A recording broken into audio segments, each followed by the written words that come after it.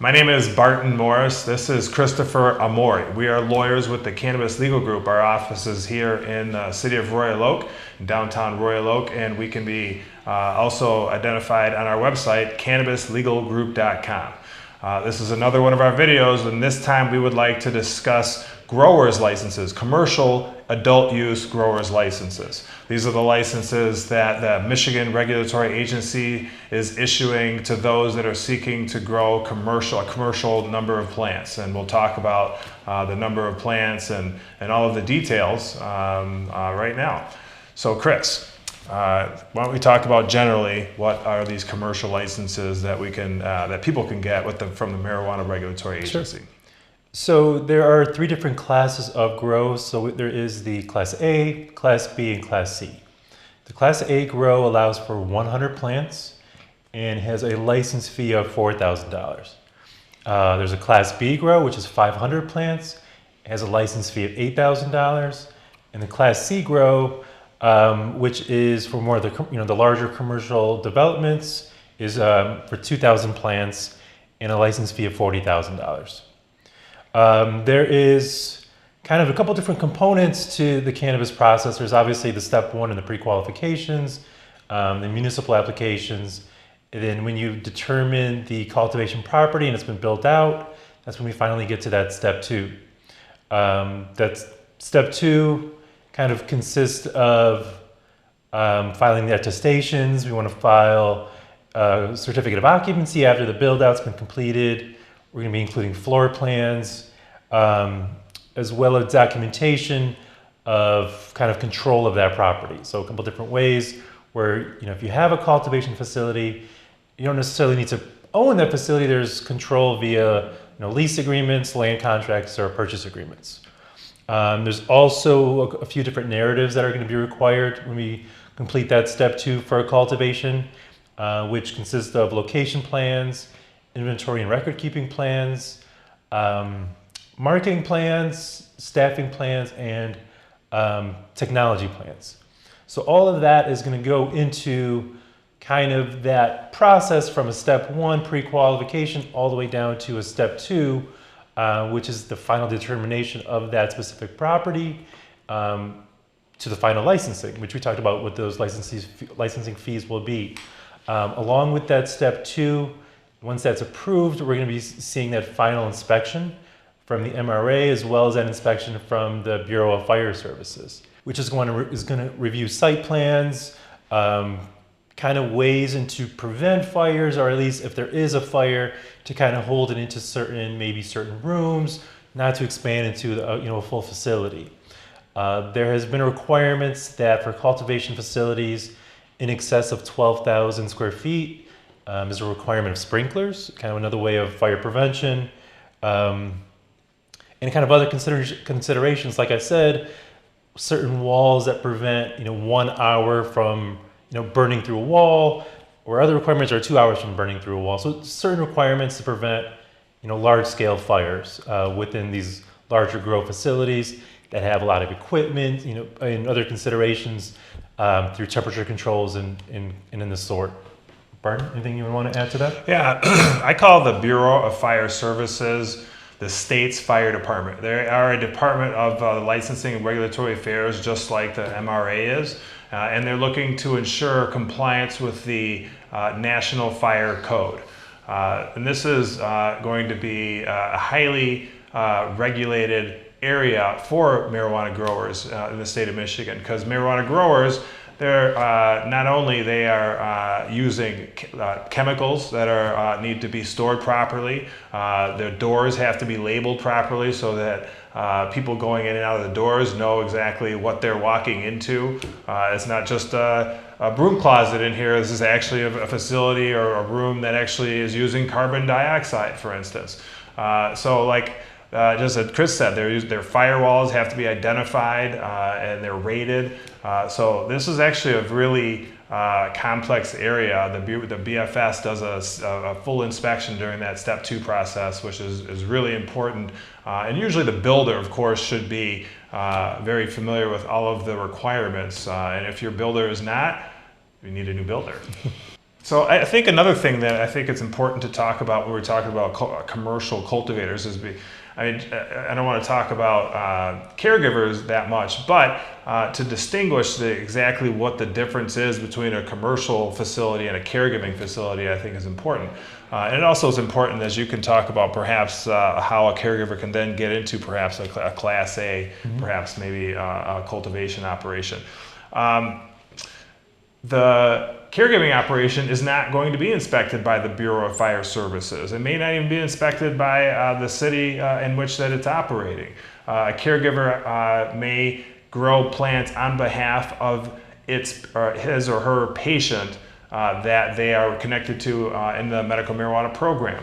They are not, a caregiver is not growing marijuana that is going to be distributed to either commercial processors or commercial adult use retailers. So just to be clear, we're only talking about commercial facilities. Those commercial facilities will be able to grow marijuana for commercial processors and commercial retailers. But I do believe caregivers were thought of while these laws were written, and I think that a Class A grow was very likely created in order to assist caregivers. Definitely, yeah. I think it was a good way for incentivizing caregivers to maybe increase their plant count to get maybe to a Class A at 100 plants. Another factor that really differentiates caregivers from the commercial facilities is testing of all the cannabis that is grown from these commercial facilities at a marijuana license facility via safety compliance facilities. I think it's probably a good opportunity to talk about the operations and how exactly it works in a commercial facility. What I mean by that is, of course, first you have to get a license. The commercial facility has to have a license that's specific to the maximum number of plants. So let's say in this example, we're talking about a Class B facility with a maximum of 500 plants. That number of plants talks about that at any given moment they have to have no more than 500 plants. They don't have to have any 500 or less, I should say. Not so. Some people believed that it was 500 throughout the entire year or throughout a specific period of time. It's 500 at any given moment. Every single plant that is a mature plant will receive a specific tag and a tag number, which permits the grower and the MRA to identify and know how many plants that they have. Each plant will then be assigned to a room in the facility, and of course those rooms are generally going to be a propagation room where they go from clones, immature plants to mature plants, to a vegetation room to demonstrating the different stages of the plant growth cycle, and then of course to a flowering room. Every time a plant moves room to room, it has to be reported to the Marijuana Regulatory Agency. Then, after the plants have been in flower room for as long as whatever time that the operator believes is sufficient, then they're going to go to a harvest cycle. And then that has to be reported to the Marijuana Regulatory Agency. And this, of course, is happening through the technology plan and to the metric system. So everything is tracked in metric, of course. And then there's going to be a harvest, and there's going to be a weight. They're going to have to weigh the amount of the harvest after it goes through the trimming process. That weight then gets entered into the metric system, and then there's going to be the drying and the curing process, and then another weight gets entered into the system. And then what we have after the drying and curing process is we now have a harvest batch.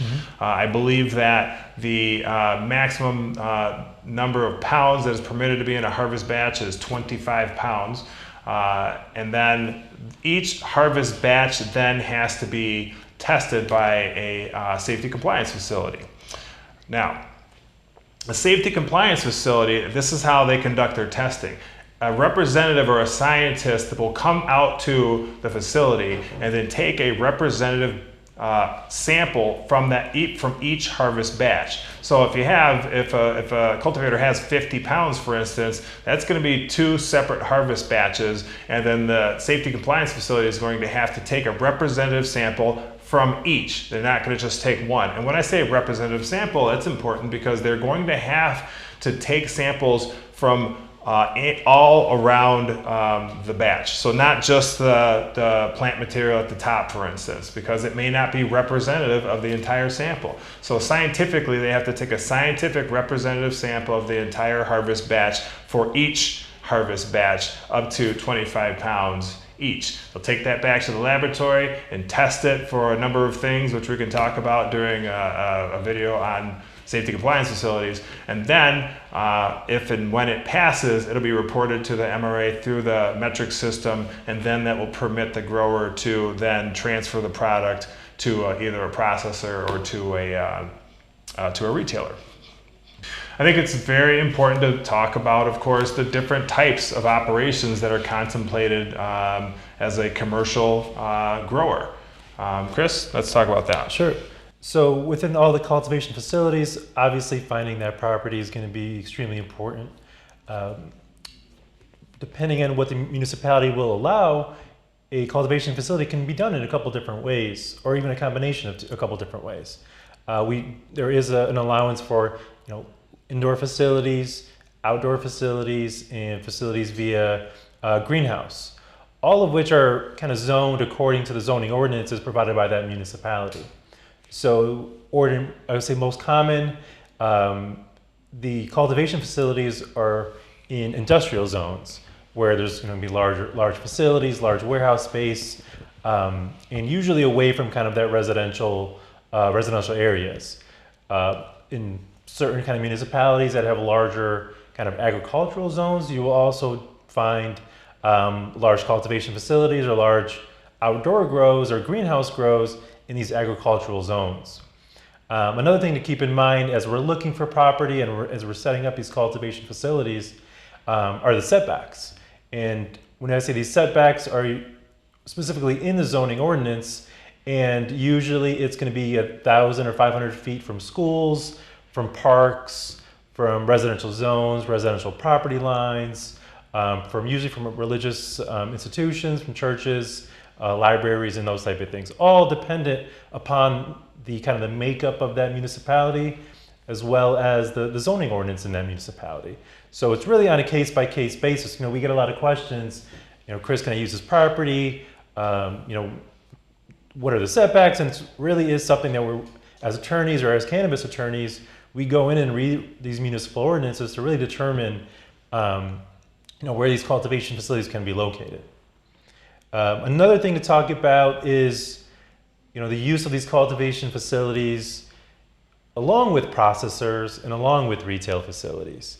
There are, depending on the zoning of the municipality and depending on the zoning allowed, where each of these facilities can be located, there is allowances for processors and cultivation facilities to be together, which are kind of most common that you'll see those two together, as well as certain instances where you'll see a full vertical kind of setup with a grower, a processor, and a retailer.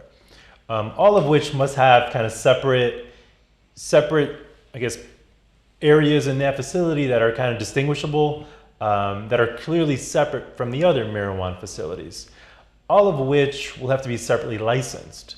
So you'll have to file a step 2 for that cultivation facility, a separate step 2 for that processor, as well as a separate step 2 for that retail facility. All of which, like I said, are really dependent on that municipality and kind of what they allow for within their marijuana ordinances.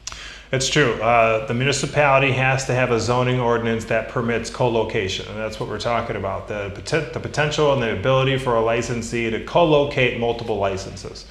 And it's very common. We see very commonly where cultivation licenses are co-located with processor licenses, for instance, and even we see all three together, processing, retail, and cultivation. As Chris said, each license has to have its own designated area. They cannot be sharing any areas. They each have to have their own separate storage for the plant material. They can't be using like a combined storage area. They each has to have their own separate storage area, and each has to have their own inventory procedure for each area. So you can't be like one operator with multiple licenses in one location can't be using the same inventory protocol for the processor as they do for cultivation. They have to be separate, they have to be maintained separately. That way the MRA and the metric system can distinguish in which area and to which license does a particular amount of product belong at any given period of time.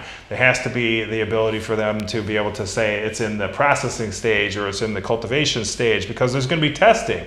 Just because a facility may be co-located with multiple licenses in one facility, they must satisfy the requirement of testing. So for instance, once the product has been cleared to leave the cultivation facility and go into the processing facility, after the processing occurs, it has to be tested again. And so the safety compliance facility will come back to the grower facility or the processing facility and then test it again, bring a representative sample back to the testing center.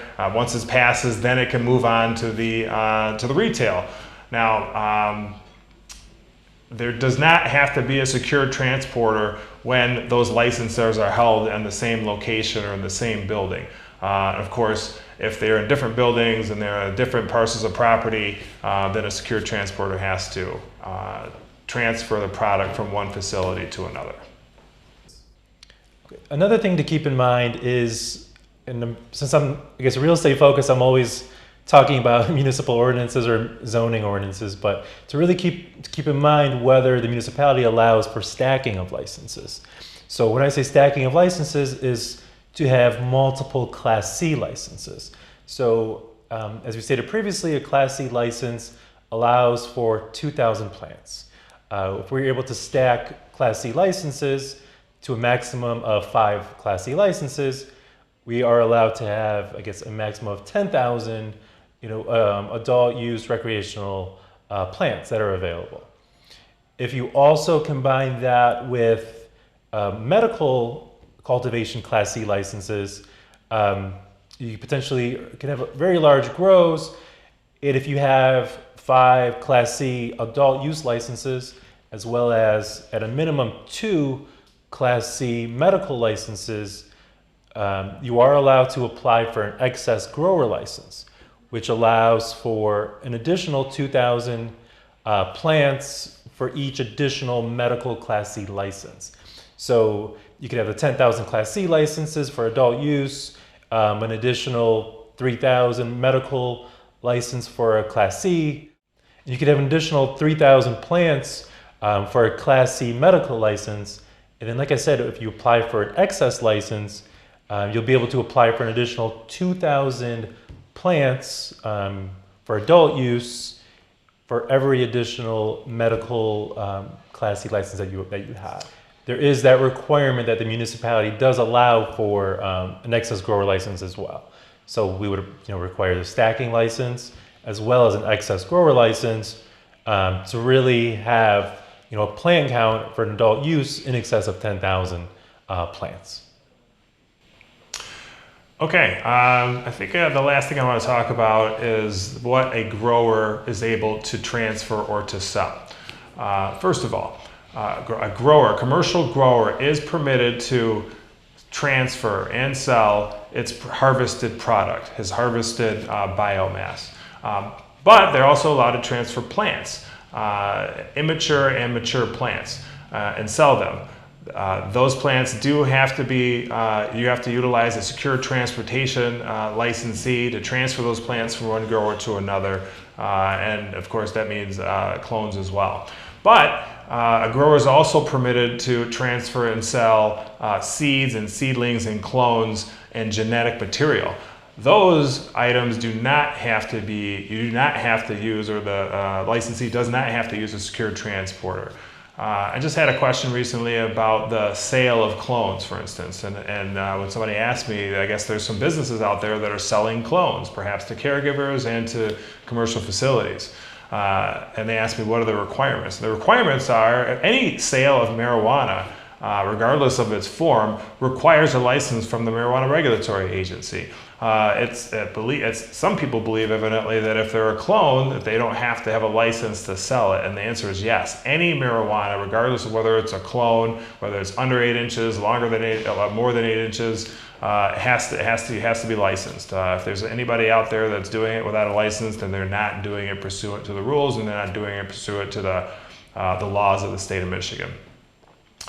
Another thing that is important to understand is the definition of a plant for purposes of counting. And it is a plant that is higher than 8 inches tall and that has taken a root structure. Both of those are requirements. At that point, when they become 8 inches tall and has a root, or 8 inches wide for that matter, either 8 inches tall or 8 inches wide, it then does have to be tagged. And what they do is the MRA will order, you can order the tags from the RDIF tags from the MRA. They send them out, and then you tag actually each plant. And again, this is how they keep track of the number of plants that a particular grower can have. I would also want to add who these cultivation facilities can sell their product to. As an adult use recreational cultivation facility, they can sell to adult use processors, as well as adult use retailers. So you're not able to combine and sell to medical retailers or medical provisioning centers or to medical processors. So it's important to distinguish that adult use growers can only sell to other adult use marijuana facilities. The last thing that I want to point out is the fact that a grower is not permitted to receive marijuana from a retailer. Let me explain what I'm talking about. I was involved in a situation where we had a client that had provided some product to a retailer. The retailer then sold some of the product and decided they didn't want it any longer and wanted to transfer it back to the grower. And the grower took it back. That's not permitted by the rules. The MRA does not permit the grower to do anything but transfer that product to the retailer. It does not call for, nor does it permit the retailer to actually transfer that product back to the grower. Now, if the retailer did not receive the product, meaning did not inventory the product, if it was delivered on a secure transportation by a secure transporter licensee and to the retailer, and then the retailer rejected that product, it is then permitted to go back to the grower. But once it's accepted, once the retailer accepts that product and enters it into the metric system, it is no longer able and no longer permitted to send it back to the grower. Commercial licensees for adult use growers is growing in this state. There's no doubt, but I think that there's a lot of consumer demand for adult use marijuana. We see that in the continual rise of the retail sales in this state. Every single month, there's been a higher record number of sales in this state. If anybody is looking for information on licensing, compliance, or operations as it relates to adult use growers, you can contact us at cannabis-legalgroup.com. For Christopher R. Murray, I'm Barton Morris. Thank you very much for watching. Thank you.